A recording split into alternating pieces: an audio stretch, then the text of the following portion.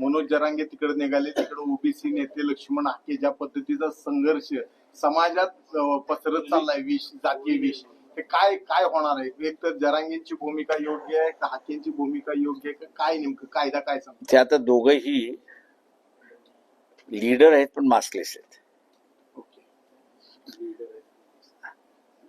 त्याच्यामुळे मास्क उभा करण्याचा दोघांचा प्रयत्न चाललेला आहे.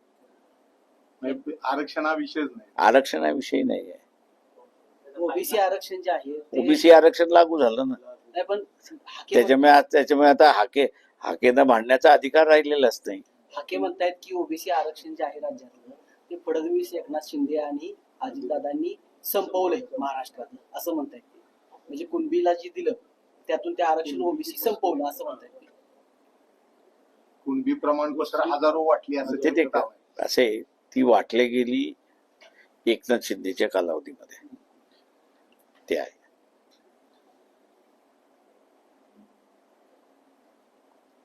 त्याला कुठल्याही ह्याला अजून मान्यता मिळाली, म्हणजे व्हॅलिडिटी झालेली आहे असं मला कुठेच अजून आढळलेलं नाही. त्याच्यामुळे ओबीसीने असं वाटत असेल की आपल्या आरक्षणावरती गदा घालतंय, तर ओबीसीने राजकीय झालं पाहिजे आणि ओबीसीने ही भूमिका घेतली पाहिजे मग की आम्ही ओबीसी शिवाय इतर कोणालाच मतदान करणार नाही. उमेदवार हा ओबीसी असेल त्यालाच आम्ही मतदान करू.